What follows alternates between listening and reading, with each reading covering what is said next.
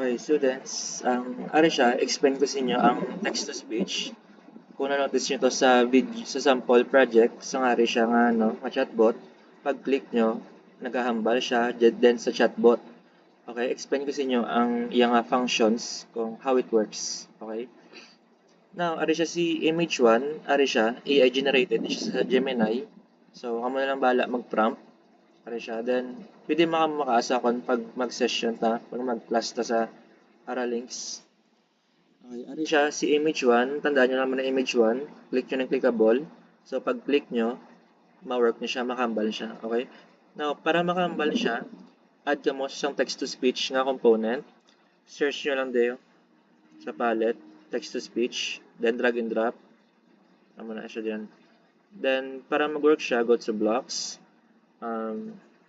Pinitaan nyo itong image nyo na character, image 1, then drag and drop nyo na Then, click nyo na text-to-speech component. Ari siya. Ang call text-to-speech 1, that's speak message. Drag and drop nyo. After nyo drag and drop, go to text. Ari siyang blocks nyo, ang empty string. Ari siya, ibutan nyo lang din, then, kamo create sa inyong message regarding direct. Okay, so pag click nyo to sang character to kagina, ari siya. So mambala na siya. Ang ambalo niya is hello and welcome. I'm your physics guide. Okay, then ang ari siya, open underscreen name na siya. Ang 2 buttons. Okay. Okay, then go to information screen. Ari siya. Okay, video mo na siya. Video player component. Drag and drag pa mo sang media, sang video nyo dire.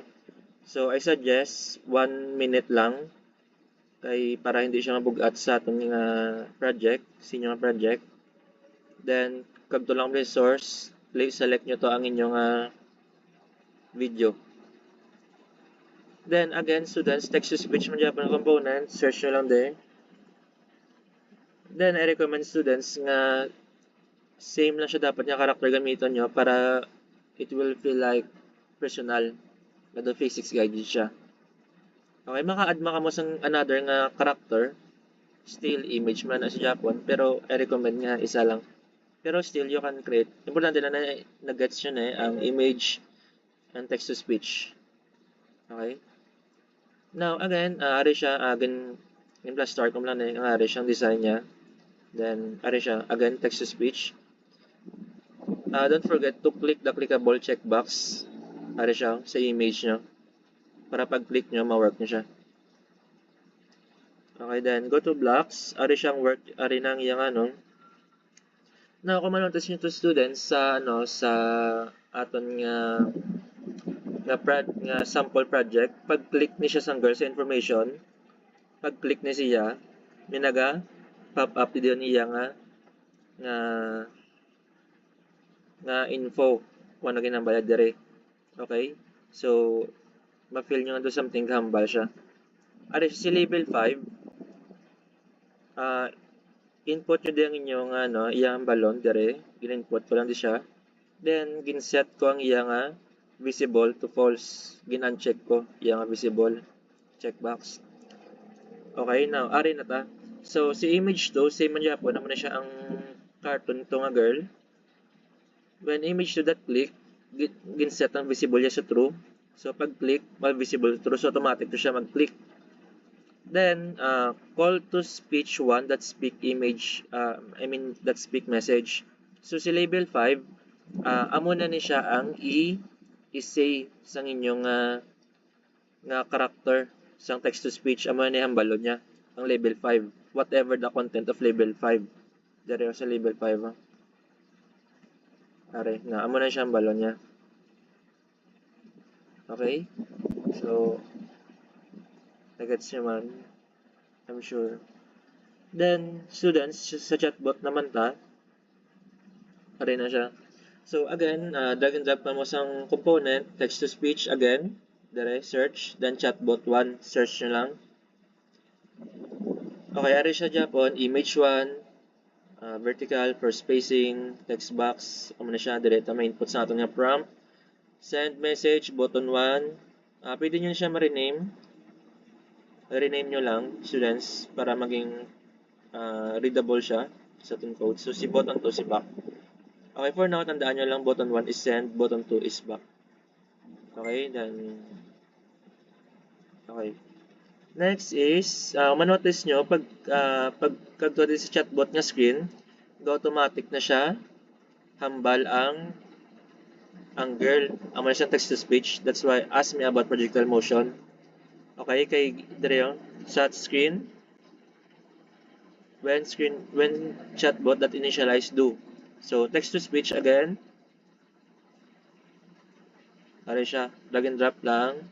Then, ang empty string sa text, ari siya na whatever man ko ng balon to ni girl. Ari yung text-to-speech. Okay? Okay, we will now go to sa pag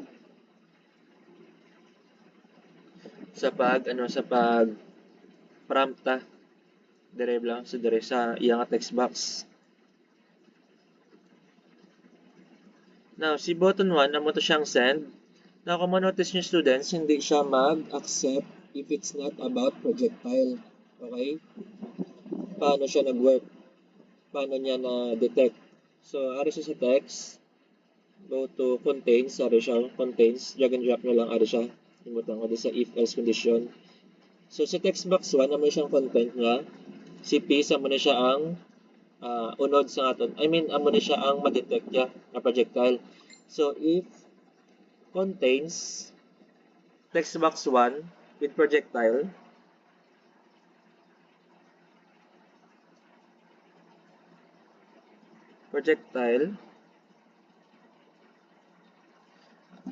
then ari siya, if it's text box 1 ko no, kung ang content ng text box 1 sa imo to nga pag-type sa text box may contain siyang projectile, meaning i-fire niya na ang chatbot 1. Ipa-work niya na ang chatbot 1. Now, if it has no contain a piece of projectile, this word, meaning it will go to the speech sa else condition. So, if you notice students, ang girl nagambal sa text-to-speech sang I can only answer questions about projectile motions. Okay, because of this condition. I hope that makes sense, students. Now, if text box 1 as content of projectile word area, paganaw niya sa chatbot 1. Okay? Then, ang prompt niya, ang contents ng text box is ipasa niya na sa chatbot 1. Ay na siya, pasulod niya na. Okay? Then, when chatbot 1, meaning, ma-work na siya ang are. Okay? Ma-work na siya ang are. Ang nga code.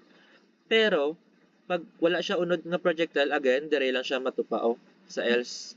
So, that means this code will not work. Amo na siya. Pero pag may content siya ng projectile, ma-work na siya. Okay? Because of this code line. Okay, ma-work na siya. Okay? Meaning, pag may projectile lang inyong content, when chatbot 1 that got response, set label 1.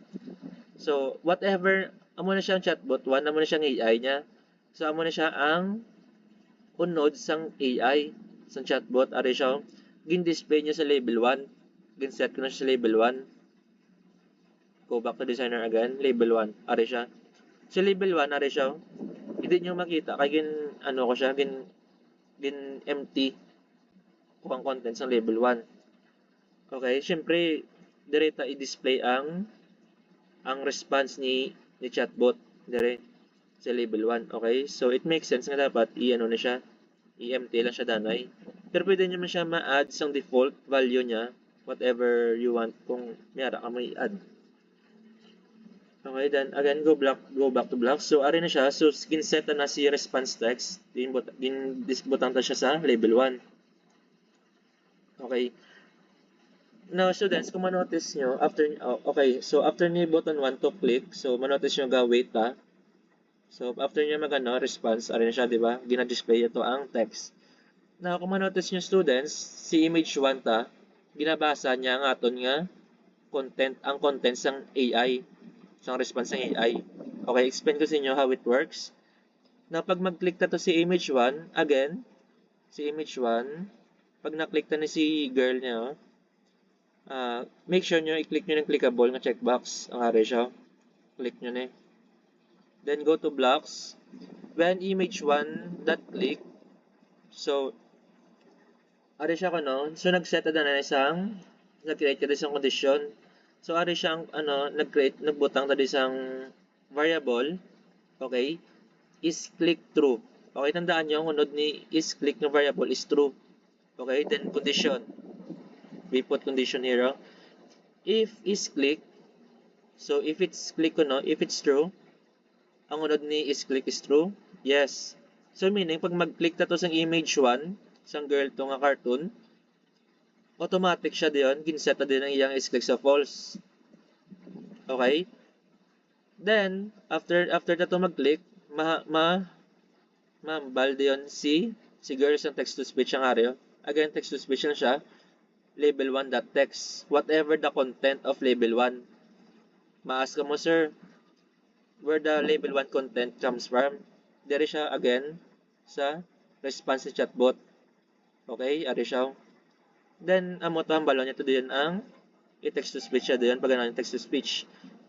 Okay, now pag mag-click ta again sang second time sa girl to, manotice nyo gauntat siya. Stop. Why? Di ba nag-false na siya sa una ta nga click? So again, pag mag-click ta again liwat sang image 1, ma-check siya. If get global is click true, amo ni po-work niya. If it's false, now false na siya kasi di ba good set na ang false niya. So false na siya, hindi na siya mag-work. Dire na siya else. So again, automatic na siya set again sa true. Now, call ang text to speech 1 that stop. Okay, pag sa ikaduwa na nga click, ma-stop na siya. Okay, so sa ika-third na nga click, again, mabasa naman siya mga text to speech, okay? Because of we set the is click to true. So if is click, so if it's true, then naman Again, sa fourth click, false naman siya kasi syempre di ba set siya sa false. Dire naman siya. Okay, I hope that makes sense, students. So, if you have any questions, ask ka mo sa akon anytime. Okay, you can chat me or sa aton nga classes, our links. Okay, that's it. Thanks.